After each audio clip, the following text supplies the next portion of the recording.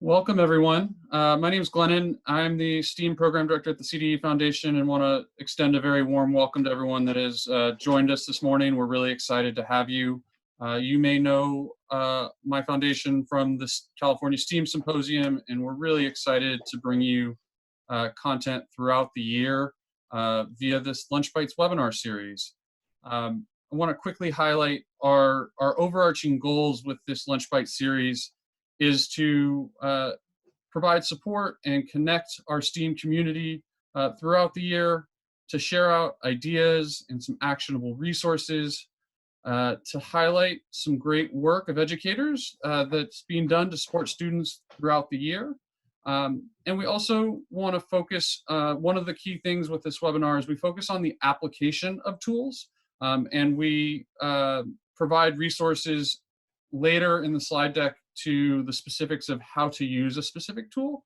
But today we'll go through a couple of tools and focus on the application of those tools to advance student discourse. I'm going to share my screen for just a moment to go over a couple of quick housekeeping items for this webinar. So some norms and logistics for Zoom. Please make sure you're muted. We love to see everyone on the call, so if you're willing to, please turn your video on. We do have Allison Peter, who is monitoring our chat, so please submit any questions, requests for links, or anything like that via the chat. And please, at the end of the session today, complete the feedback survey. We got a lot of great feedback from episode 1, and we've added a whole slide of resources based on the feedback to episode 1. Also, you can access these slides at this short URL at the bottom of the slide. And now, one other item about format. So we are going to have a couple of different people presenting, and we will conclude the webinar promptly at noon, but us moderators will stay on the line for a few extra minutes for additional questions, wonderings, anything you may have, to be of support for a few extra minutes after the conclusion of the webinar. And again, please feel free to submit questions via the chat. And now I'm going to stop sharing my screen, and I'm really excited to introduce my teammate, Karen Warner. Well, hello, everyone. I'm so glad that you're with us today. It's really fun to get to scroll through and see all the faces that have joined, and I'm glad you're here. One of the things that, as we were thinking about how to start this webinar series, we wanted to not just provide resources, but really help. If your inbox is like mine, there's a lot of resources out there, but it's how do we connect these resources to strategies, to lessons, to things that we can take action on to help our students. And so in this next 30 minutes, I really want to assure you that you'll be getting a few quick demos. We're going to have some conversation about what's real and what's difficult, and some things to help us get through some challenges. And you'll have some takeaways, some templates, some curated resources. So we're going to deliver all that in 30 minutes and hopefully be able to answer your questions. So as we're going through some things today, keep in mind that we're really going to be looking at K through 5. We want this to be universal, very inclusive. So there will be some things that will be strategies that will be first presented around and resources for middle school and high school. And then I'll come in and talk about those lower grades. And the strategies are the same in many cases, but the resources will be grade specific. And I want to introduce a couple of really important people that we have with us today. We have from KQED, Teresa Wears-Bianska, and we also have Ilana Somosundaram, and they're going to be helping us pull together these strategies and resources for you. I want to first talk to Ilana, because Ilana and I have been working on some other things together. And as we realized over the past few weeks that there was this need that teachers had to really have some specific tools to use, we started talking about student discourse. Like, it's always important, but especially right now, it's important. And Ilana, I was hoping you could share with everybody a little bit of why we were thinking student discourse was the right place to be today in this half hour. Yeah, definitely. Thanks so much, Karen, for the introduction. My name's Alana. I am at KQED. Used to work as a high school science teacher in San Francisco Unified. And yeah, Karen and I have the opportunity to work together, and we were talking about how student discourse and even adult discourse, like, we don't get a lot of interaction with each other right now because of circumstances. And especially for students, they're at home, they're not seeing their classmates, or at least they're not supposed to. And giving them that opportunity is super important right now. Additionally, students have lots to process. They're probably stressed out. And so we thought that this would be a great opportunity to provide resources to allow for student discourse to continue, even in this remote distance learning environment. The other thing is that we've always encouraged student discourse in STEAM classrooms. Like, we've always wanted students to use complex thinking strategies, such as making claims that are supported with evidence and reasoning, and allowing students to take ownership of their learning. So this is a thing that will carry on beyond this distance learning environment that we're in now. And so we're hopeful that these strategies that we share with you are useful now, but also useful for you in the future. So like I said, I'm from KQED, and my colleague Teresa is also here. Yes.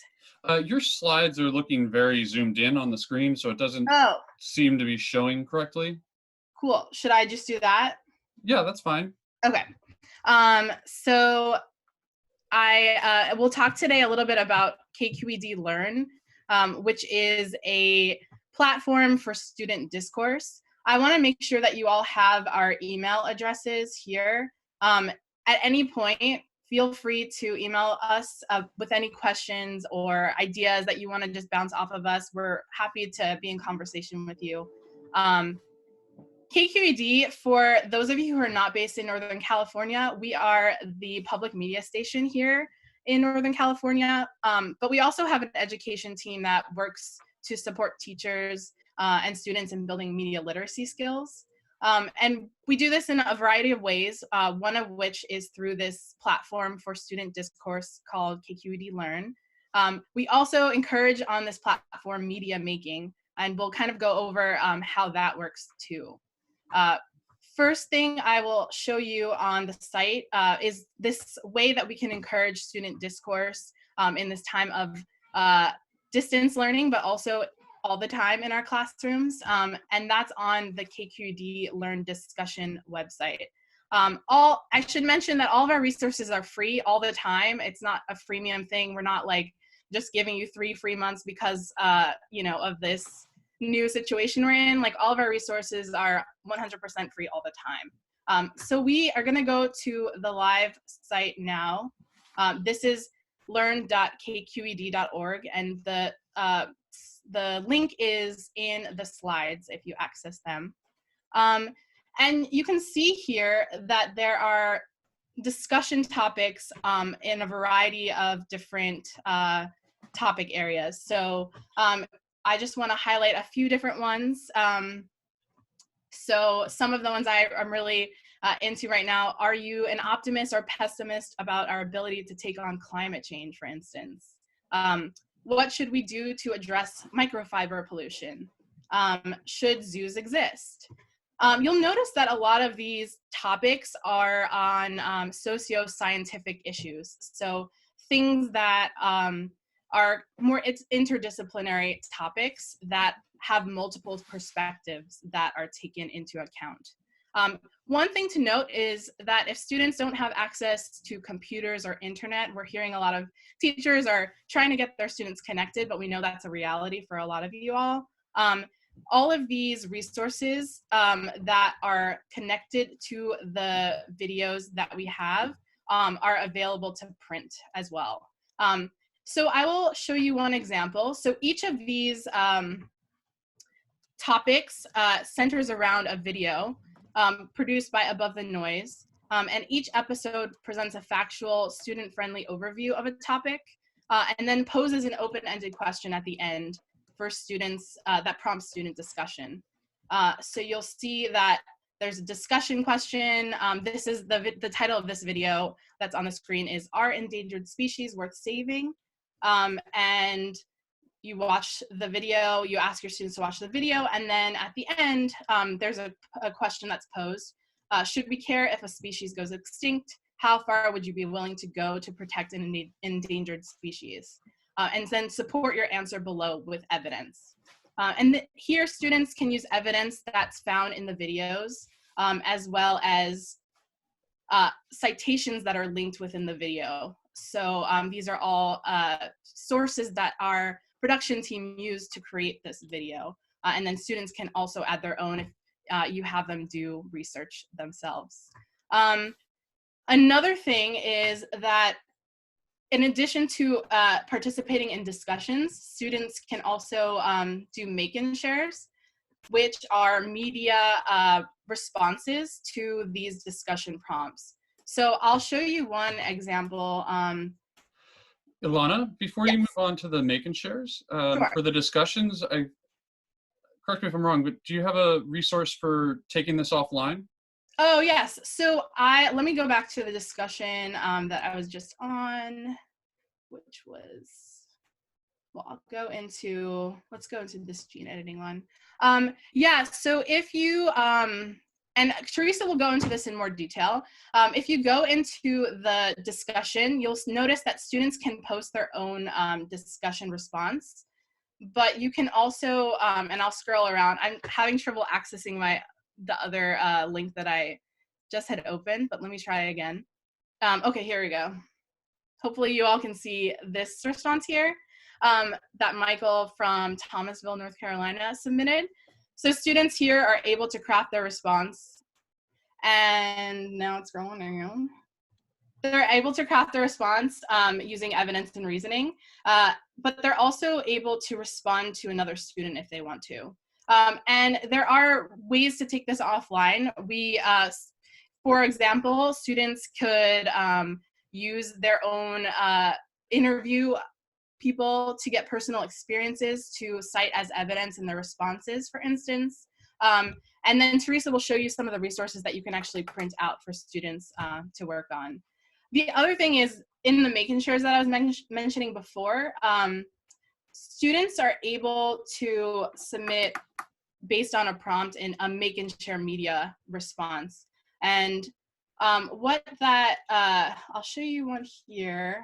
Oh, why can't I access this? Let's see. Ilana, while you're looking for it, a question was asked if this can be sorted by grade level. So it's not yet, although this is something that we're working on to distinguish between middle and high school and then also different topic areas. But I definitely encourage you to kind of just look around, watch a couple of videos. Most of them are geared toward all grades 6 through 12. So definitely feel free to browse and just watch some just to get an idea of what might be most accessible to your students. So here's just an example of some make and share responses that are infographics on the Should Zoos Exist video. One way we were saying that you could bring this offline if you want your students to kind of step away from the screen for a bit is you can have students even hand draw their infographics. So students can watch this video, do their research, but then they can also craft their response offline and then come back and post them here. So I kept mentioning that there are all these resources that are for teachers and for students. And so my colleague Teresa is gonna just kind of go over what those things are. And hopefully you find them useful for your students. So I'm gonna stop sharing my screen. And I'll pass it off to you, Teresa. Remember to unmute. Thank you, Ilana. Yes, so I'm going to share my screen now and show you some of the resources that teachers and students can access on the site.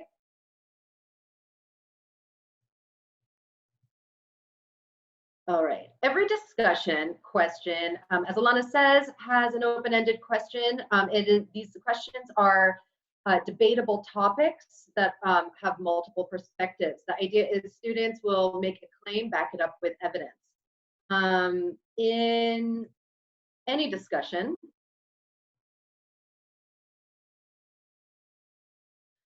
students can find the video, they can respond to the discussion prompt. There's also the multimedia make and share prompt. And what's available for teachers to access is also a downloadable lesson plan. This is an educator guide that walks teachers through how to lead their students through a 3-step process. The learning objectives are as follows. First, students analyze, then they evaluate and present arguments in accordance to Common Core standards, and then they create a make and share. You don't have to do all 3. You could just do step 1 and 2 or step 1 and 3. And resources here for teachers. Some of these can be shared with students.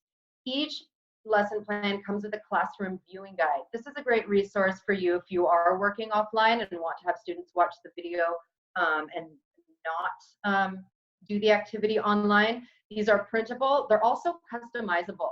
If you want to customize this Google Doc for your own class, each classroom viewing guide comes with a pre-writing prompt to activate schema. It comes with a kind of check for understanding,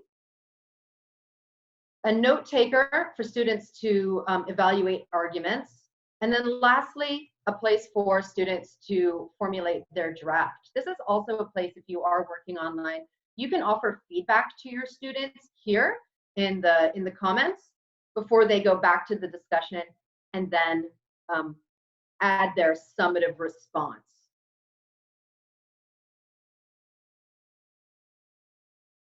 Each discussion comes with sentence frames that are accessible for students. If we have some students that need extra scaffolding in writing, especially for some of our English language learners, there are frames for crafting the original discussion response, and then also for how to reply to another student using academic sentence frames. Each discussion has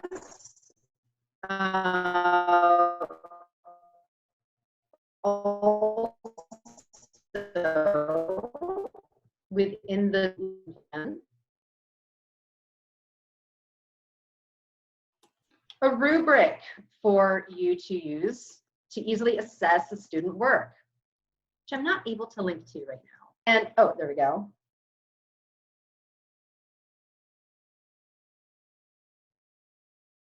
But you might use your own rubric depending on the writing protocol that you're working on with your students. And a code of conduct for students. We have a flagging system. If there are any inappropriate comments, teachers and fellow students from their classroom or other classrooms can flag the comment, and we moderate posts as well. In general, there's very few, but we do keep an eye out for those. Teresa, somebody asked, you said activate schema. Can you explain what that is in regards to prior knowledge? Sure. To kind of activate prior knowledge, get students kind of thinking about the topic before they engage in the more high-level cognitive analysis. There's a resource section as well. If you want to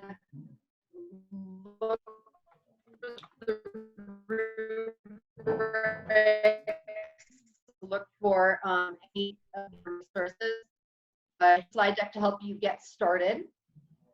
So what makes an excellent response? Here are the sentence frames. Here's the rubric. Here's the code of conduct that I can share with students, and more information about make and shares.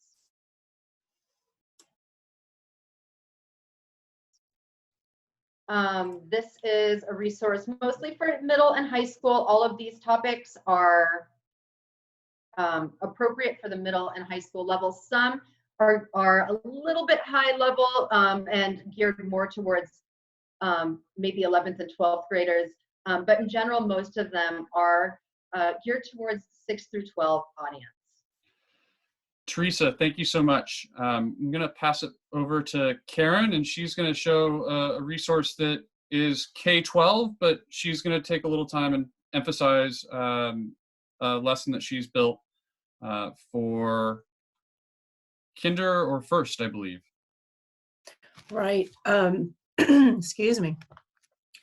So the resource, I appreciate what KQED is offering, and I realize that the videos could be used for the lower grades, but there's a need, I think, for some resources for, you know, kindergarten, first, second through fifth grade. And so as I was thinking about what would work, I really enjoy ReadWorks. And so I wanted to show you some things about ReadWorks. And if you know ReadWorks, this might, what I'm going to show may show you an element of it that you're not as familiar with. So ReadWorks is grades K through 12. It does have teacher and student digital print resources. It is free accounts for teachers and students. So ReadWorks has thousands of topics that you can look at. It does have scaffolds for ELLs. It does help with vocabulary building. It does have Lexiled passages, and it does have features where you can print and assign for your students depending on what your purpose is. So I'm going to give you a quick demo here.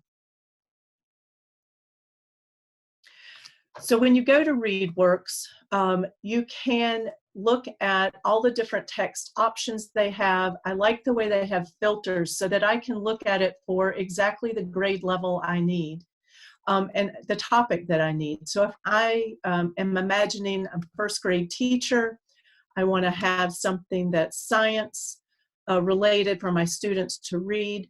And I really like this article a day feature. These are article sets or passages that if students will spend 10 minutes a day reading and then writing about what they learn in these articles. ReadWorks has done quite a bit of research in how it can build reading stamina, can help with reading comprehension and vocabulary building. So I'm going to select that. And it comes up with all the different things that are science for grade 1 and these article sets that I was talking about. And so I've got a lot of different options here that I can choose from, as you can see. And so, and it shows me the Lexile levels, the range for the different articles that are there. So what I did with this, after I found what I wanted, I created a digital lesson flow. And so I want to show you a little bit of what I did for that. So I have ReadWorks, I have these articles, and within the articles, there's usually 6 in a set, and the students can choose from those. And so last week when we had this webinar episode, we talked about digital lessons. And so instead of just having a resource like Article a Day, what I've done is I've set the stage. So I have some things where they can explore, where there's a video here they can watch where they'll dance like a snake. And what I'm trying to set the stage for is to talk about invertebrates. And so I have some explanation here and some pictures, and then they're going to be either doing a drawing or a modeling of what an invertebrate is, and then sharing that. And then to apply what they've been accessing with things that they know and things that they're learning, this is where they can then get to their articles.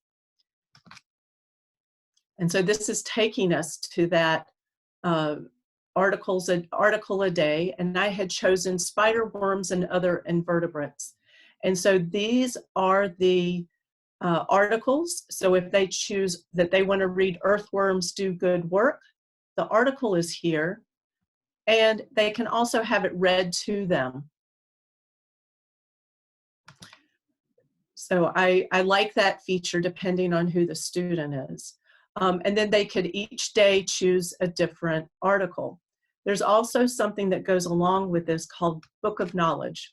And this is where students will write about 2 or 3 things that they learned. And of course, what you would expect to see in these sentences would depend on their grade level. And it does have the option for you to actually assign it. So you don't have to use the digital lesson plan that I have. You could have them assign it, and then the book of knowledge, whatever they write in it, will come back to you as a teacher for you to give feedback and review. So that's a very quick overview of the ReadWorks and how you could use it in a lesson flow with article a day. This is all for you to review later. It's in the slide deck, so you can click on all those lessons. And if you teach something other than first grade, you could still use this template that I've given. Just insert the resources that you want, but you've got your flow of explore, explain, and apply. Karen, one of the things that I remember you really liking about ReadWorks was it's a way to organize the workflow. And if students don't have access online, or if we're distributing by handout, can you show people where that feature is? So you can print all of these articles if you like, and then I would suggest, so if I go back to the passages, one of the wonderful things I think about ReadWorks is without having to go through a lot of tutorials, it's all pretty much right there. So here's the articles, I can assign it, I can print it. If I decide I want to print this one, it's just a matter of clicking it. And I know I talked to a colleague that's in Georgia, and what they're doing is, as kids are coming and picking up the grab and go breakfast and lunch in their district, they have printed materials like this, and the kids can grab their breakfast, lunch, and their reading material for the week. And then they can also, if there's something that you wanted them to give them paper for their writing their book of knowledge, you can provide that as well. Okay, thank you so much. I've just dropped our feedback survey into the chat. We would love to hear from you. We did, again, take some of the feedback that we heard last time and incorporated resources in the last 2 slides based on the feedback. I'm also really excited to announce, and Karen, if you want to maybe go to slide 18, that we will be hosting this webinar episode 3 next week on Thursday at the same time. And our focus is going to be hands-on learning in a virtual environment, or hands-on learning in a distance learning environment. And we're really excited to bring the Exploratorium with us to present. So please make sure to fill out the feedback survey. Again, the slides are available. And if there are any other questions that you have, please type them into the chat. This is the formal conclusion of our webinar. But as I stated in the beginning, the facilitators here are going to hang out for a handful more minutes and are happy to answer any questions that come through the chat. And if depending on how many people we have, we might be able to let some people get off mute. So one question coming in the chat for all of our presenters, are people familiar with similar resources in different languages? Does ReadWorks have a feature for other languages, Karen? I do not think it has other languages. I will have to investigate to see, but I think they have supports for English language learners, but the source content is not in other languages. Okay, and KQED, are there any articles or things specific for English learners? Above the Noise videos come with English and Spanish transcripts, as well as Spanish captions in the YouTube video. Excellent. And students can post in whatever language they would like. Great. Any other questions out there? One question that was asked is, can parents who are teaching at home access this, and how do they do that? Allison, KQED access. Learn is designed for teachers in a classroom setting. However, parents can start a homeschool. There does need to be an adult moderator of students that are participating in KQED Learn. And so as we find ourselves homeschoolers. yeah. And it's the same with ReadWorks. It's intended for schools, but they realize that people are needing to access these. So the parent would create the account as the person helping to teach the student. But you would, so it could be the teacher sets up the account, and then that would help, because then they can assign, and the parent could access the things as well. But if a parent wanted to do it separately, they could.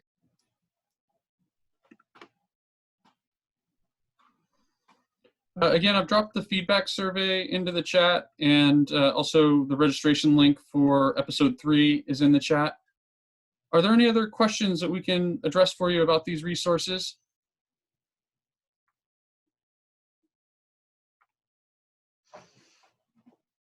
And I really appreciate us seeing the chat. People are sharing other resources that they know of, and I think that's how we're going to be able to expand what we know. So feel free to put in the chat resources that you're finding that are working for you. Be very interesting for us to know. And based on the feedback, I'm going to share my screen real quick. Based on the feedback from session 1, we made a slide specifically with resources for Zoom, Google Slides, and Teach for Home by Google. And I also want to point out that all of our contact information is on the final slide. So if there are any questions, you can always reach out to us via any of these methods, and we'll happily be ready to support you. There's also a slide specifically with the resources and how-to webinars and videos for each of the resources that we went over today.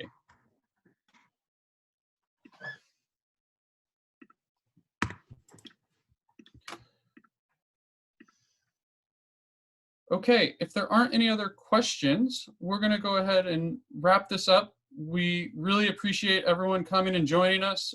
We're in this together with you. Want to be a place of support and community as we are a STEAM education community here. Want to say thank you again to all of our presenters, and in particular, thank you to KQED for joining us, and look forward to seeing everyone again next week. We hope you'll join us. Thank you, everybody. Signing off and ending the meeting now. Have a great day.